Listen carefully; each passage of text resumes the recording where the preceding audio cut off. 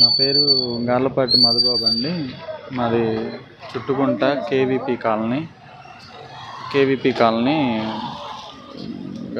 నేను గుంటూరు వచ్చి ఒక 15 సంవత్సరాలు అవుతుంది. నేను ఇక్కడే మ్యారేజ్ చేసుకున్నాను.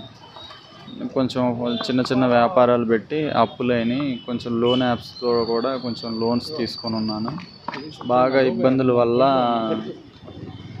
చేసేదేం లేక ఇట్లా నేను ఆటో డ్రైవర్గా చేస్తాను. ఒక అతను పరిచయం అయ్యి ఇట్లా కిడ్నీ డొనేట్ చేస్తే ఇంత అమౌంట్ ఇస్తారు, అది ఇది పలానా ఫేస్బుక్లో ఉందని చెప్పాడు. సరేనని నేనే ఫేస్బుక్లో సెర్చ్ చేస్తే కిడ్నీ ట్రాన్స్ప్లాంటేషన్ అని ఒక వెబ్సైట్ ఉంది. ఆ వెబ్సైట్ ఓపెన్ చేసి చూస్తే O positive, B positive, need, age 31 to 33 అని చెప్పారు. సరే నేను O పాజిటివే కదా, ఏజ్ 31 కదా అని నేను రిప్లై ఇచ్చాను. విజయవాడ నుంచి ఒక అతను భాష అని ఫోన్ చేశాడు. అతను డొనేట్ చేశాడంట ఆల్రెడీ. నేను ఇచ్చాను, బ్రదర్ ఇంత అమౌంట్ ఇస్తారు, ఒక 30 lakhs ఇస్తారు, మీరు ఇస్తారా, ఇట్లా మెసేజ్ చేశారు అంటే ఇస్తానని అన్నాను. సరే విజయవాడ రమ్మంటే వెళ్ళాను.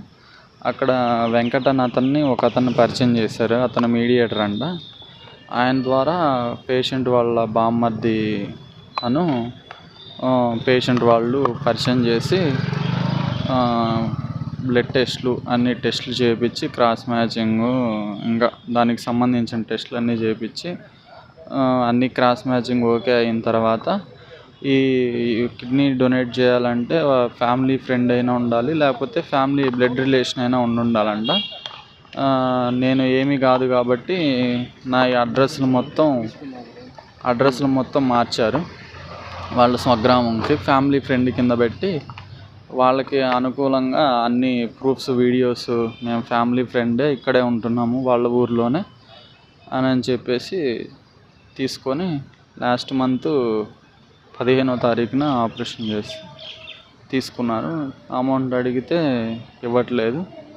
దానికి తోడు ఫ్యామిలీ ఫ్రెండ్ కింద పెట్టించాము, ఏం చేస్తామన్నట్టుగా మాట్లాడుతున్నారు.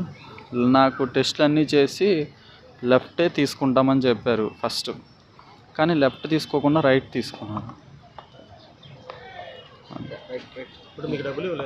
డబ్బులు నవంబర్ నుంచి ఇప్పుడు దాకా మొన్న జూన్ 15 ఆపరేషన్ అయ్యే వరకు నెలవారీ ఖర్చులకి, అంటే ఇంట్లో వాళ్ళు పట్టించుకుంటే అలానో టిప్కి ఒక 5,000, 15,000, నెలకు ఒక 15,000 అట్లా ఫోన్ చేసి వేస్తూ వచ్చారు.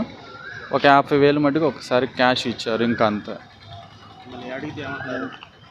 ఇంక ఫ్యామిలీ ఫ్రెండ్ కింద పెట్టాం కదా అన్నట్టుగా మాట్లాడుతున్నారు. అతను ఫోన్ లిఫ్ట్ చేయట్లేదు.